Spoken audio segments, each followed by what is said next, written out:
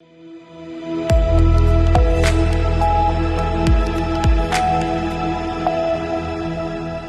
के बाद एक बार फिर से आप सभी का स्वागत है सी न्यूज़ भारत में। नमस्कार, मैं हूं रत्ना। वक्त हो गया गुजरात बुलेटिन का। बात होगी अहमदाबाद की, जहां नाइजीरियाई गिरोह से जुड़े ठग गिरोह के 5 सदस्यों को गिरफ्तार किया गया है। इसके बाद बात करेंगे अरवली की, जहां धनसुरा तालुका में विकास सप्ताह रथ का स्वागत किया गया। ऐसी तमाम खबरों पर विस्तार से चर्चा करेंगे गुजरात बुलेटिन में। अहमदाबाद शहर की साइबर क्राइम ब्रांच ने जामनगर से नाइजीरिया गिरोह से जुड़े एक ठग गिरोह के 5 सदस्यों को गिरफ्तार किया है। यह गिरोह ऑनलाइन माध्यमों से भारतीय व्यापारियों से संपर्क करता था, खुद को एक अफ्रीकी कंपनी बताता था और उन्हें दवाइयों की आपूर्ति के झूठे ठेके देता था। इस गिरोह ने शिकायतकर्ता निहार वर्मा से यूपिटोरियम मार्पोरा लिक्विड नामक दवा खरीदने बेचने के बहाने 32 लाख से ज़्यादा ठगी की थी। ठगी से प्राप्त धनराशि खाते से निकालकर अगड़िया के जरिए नाइजीरिया गिरोह तक पहुंचाई जाती थी। शिकायत के बाद आरोपियों का पता लगाने के लिए तकनीकी विश्लेषण और मानव बुद्धि की मदद ली गई, जिसके आधार पर जामनगर से 5 आरोपियों को गिरफ्तार किया गया है। पुलिस ने आरोपियों के पास से 8 mobile phone, 2 chequebook, debit card और कई सिम कार्ड जब्त किए हैं। इस गिरोह के खिलाफ तमिलनाडु, तेलंगाना और चंडीगढ़ में भी शिकायतें दर्ज हैं। અમદાવાદ સાયબર ક્રાઇમ ખાતે એક ફરિયાદ નોંધાવવામાં આવેલી હતી, જેમાં જે ફરિયાદી છે પોતે વેટરનરીની જે વસ્તુ હોય છે એનું ટ્રેડિંગ કરતા હોય છે। તો એમને પહેલાં એક કેનેથ હેગન નામની એક વ્યક્તિનો લિંક્ડઇનમાં કોન્ટેક્ટ થયો હતો, જેમને જણાવ્યું હતું કે અમે એક વેસ્ટલેન્ડ ઇન્ટરનેશનલ ઘાના વેટરનરી કંપની છે, તો એના માટે ઇન્ડિયામાંથી એક યુપાટોરિયમ મર્કોલા લિક્વિડ છે, જે કે બેઝિકલી એક હોમિયોપેથિક દવા છે, જેનો ડેન્ગ્યુ અને મલેરિયામાં આફ્રિકામાં યુઝ થાય છે। એ ખાલી દવા ઇન્ડિયામાં જ બને છે, એટલે અમે અત્યારે $12,000 ઇન્ડિયામાંથી પરચેસ કરી રહ્યા છીએ। જો આપ ઇન્ડિયામાંથી એ કંપની પાસેથી ખરીદશો તો આપને સસ્તામાં મળશે, અને પછી આપ અમને વેચશો $11,000 તો આપ બંનેને ફાયદો થશે, એવી રીતના જણાવેલું હતું। અને પછી એમને ઈમેલ મારફતે એમની સાથે કોન્વર્ઝેશન કરેલું હતું, અને એમને એક શર્મા એન્ટરપ્રાઇઝ ભીલવાડામાં કોઈ કંપની છે એમની વિગત આપેલી હતી, અને એક વ્યક્તિનો સંપર્ક આપેલો હતો, જયદેવ નામની વ્યક્તિનો। પછી આ જયદેવ નામની વ્યક્તિ સાથે જે ફરિયાદીનો સંપર્ક થાય છે, અને એમની પાસેથી એ પહેલાં 1 લિટરનું લિક્વિડ સેમ્પલ માટે મંગાવે છે, જે આ કેનેથ હેગને એમને કહ્યું હતું એ પ્રમાણે। તો એ 1 લિટર લિક્વિડ એમને પાર્સલ દ્વારા મોકલવામાં આવે છે, અને પછી જે ફરિયાદીને કહેવામાં આવે છે કે આપ 1 લિટરનું એક અમારા આફ્રિકન જે આ કંપની છે એમના એક સાયન્ટિસ્ટ છે આપને મળશે દિલ્હીમાં, તો તેમની સાથે આપને ટેસ્ટિંગ કરાવવું પડશે। એટલે આ 1 લિટર લિક્વિડ માટે પહેલાં ફરિયાદી એમને ₹5.5 લાખ આ જયદેવ નામની વ્યક્તિના અકાઉન્ટમાં ટ્રાન્સફર કરે છે, અને પછી એ સેમ્પલ સાથે દિલ્હી જાય છે, જ્યાં એક એમને આફ્રિકન વ્યક્તિ મળે છે, અને પછી એમની પાસે આ લિક્વિડનું સેમ્પલ લઈને બીજે દિવસે એમને એવું કહેવામાં આવે છે કે સેમ્પલ પાસ થઈ ગયું છે। ફરીથી આ કેનેથ હેગન નામની વ્યક્તિ એમને કહે છે કે આપને હવે કંપનીને 10 ગેલન આ લિક્વિડની જરૂર છે, એટલે આપ આ શર્મા એન્ટરપ્રાઇઝ પાસેથી 10 ગેલન આ લિક્વિડ પરચેસ કરી અને અમને મોકલી આપજો, એટલે અમે આપને પેમેન્ટ કરી આપશું $11,000 લેખે। એટલે જે ફરિયાદી છે એમને ફરીથી આ જે રાજસ્થાનની કંપની છે એમના એડવાન્સ પેમેન્ટ લેખે ₹27 લાખ એમને પેમેન્ટ કરે છે, અને ટોટલ આવી રીતના ₹32 લાખ એમને પેમેન્ટ કરેલું છે। ત્યારબાદ એ જ્યારે સ્થળ ઉપર તપાસ કરીને જોવે છે ભીલવાડામાં, તો આવી કોઈ કંપની હોતી નથી, એટલે એમને ખ્યાલ આવે છે કે એમની સાથે ઠગાઈ થઈ છે, અને જે બાબતની ફરિયાદ સાયબર ક્રાઇમ ખાતે નોંધાવવામાં આવેલી હતી। તો એ ફરિયાદની તપાસમાં પીએ વાઘેલા અને પીએસઆઈ રાજુરા એમને અલગ અલગ ટીમ બનાવી, અને જે બેંક એકાઉન્ટ યુઝ થયેલા છે એમનું ટેકનિકલ એનાલિસિસ કરી અને જામનગર અને ધ્રોલની આસપાસથી ટોટલ 5 વ્યક્તિઓની ધરપકડ કરેલી છે, જેમાં પ્રથમ 2 વ્યક્તિઓ જોઈએ તો નીતિન ભાટિયા અને એક છે અસગર પઠાણ। આ બંને વ્યક્તિઓ એવા છે જે એન્ટરપ્રાઇઝના નામે પોતાના નામે અકાઉન્ટ ખોલાવેલા હતા, કુમાર એન્ટરપ્રાઇઝ અને બીએ એન્ટરપ્રાઇઝ, જેમાં આ જે ફરિયાદીના છે એ ₹27 લાખ એમાં ટ્રાન્સફર થયેલા હતા।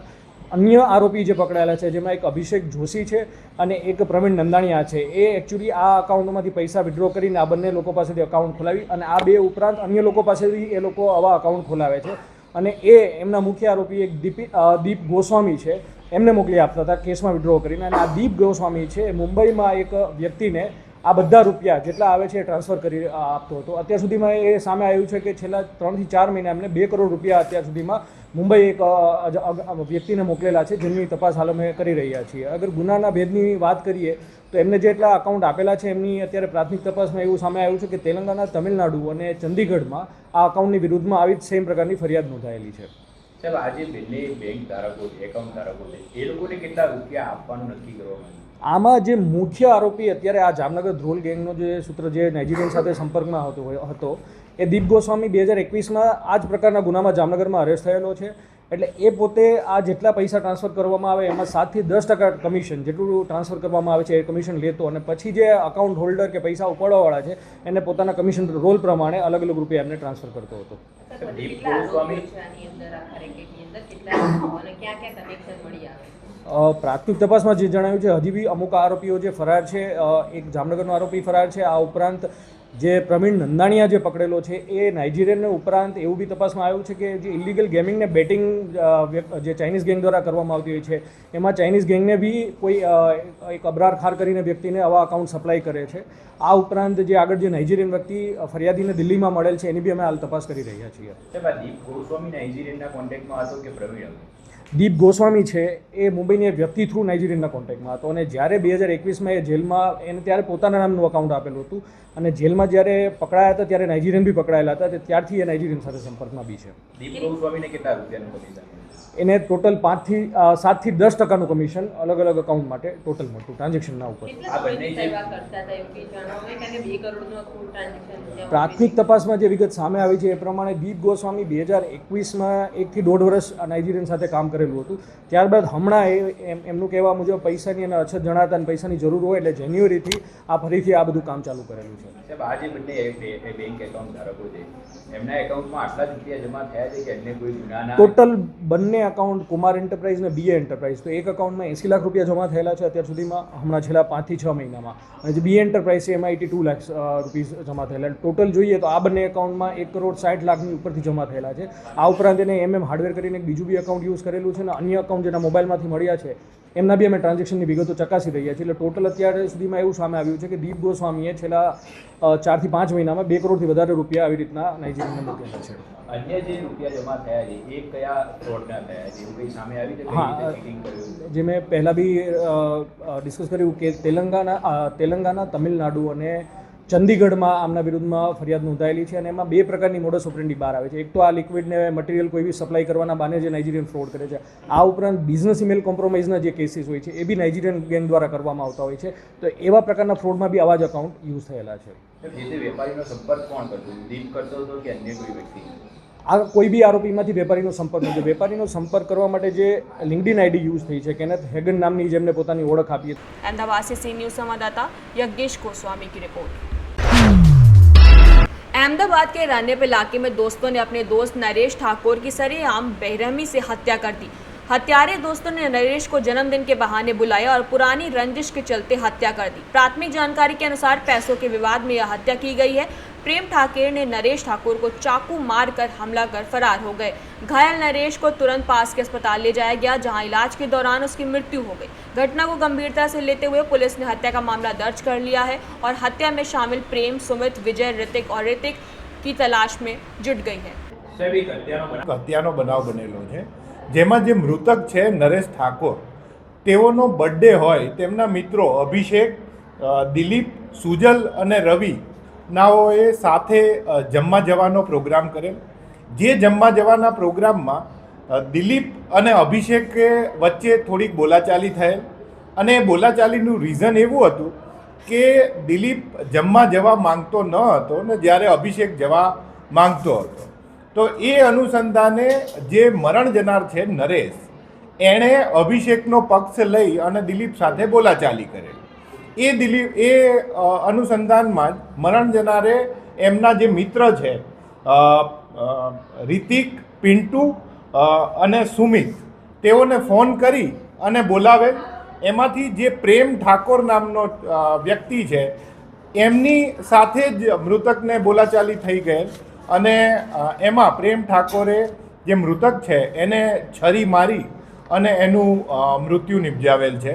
હાલ એનું પીએમને એ કાર્યવાહી ચાલી રહી છે.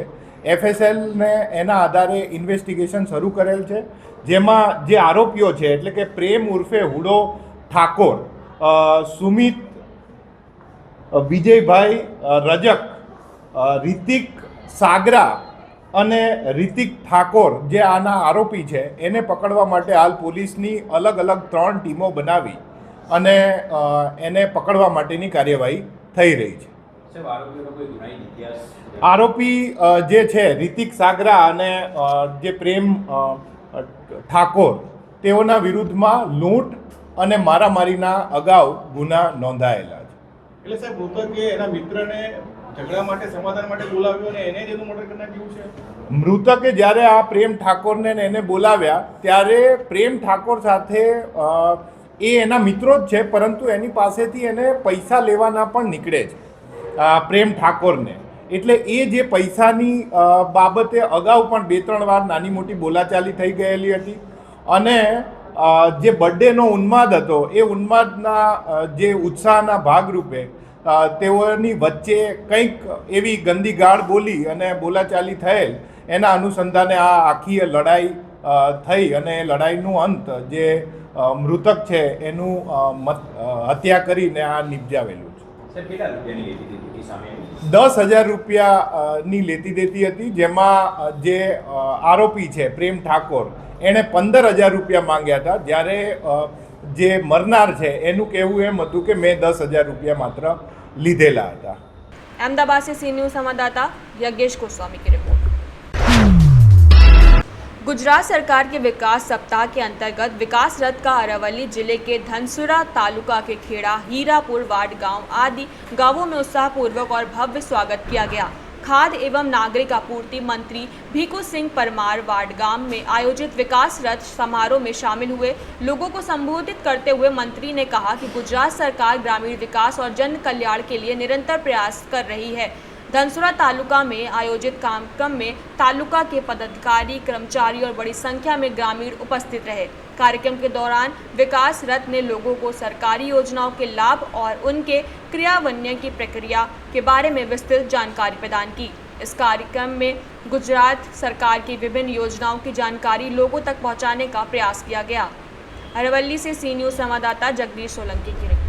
फिलहाल इस बुलेटिन में बस इतना ही। देश और दुनिया की तमाम बड़ी खबरों के लिए देखते रहिए सी न्यूज़ भारत।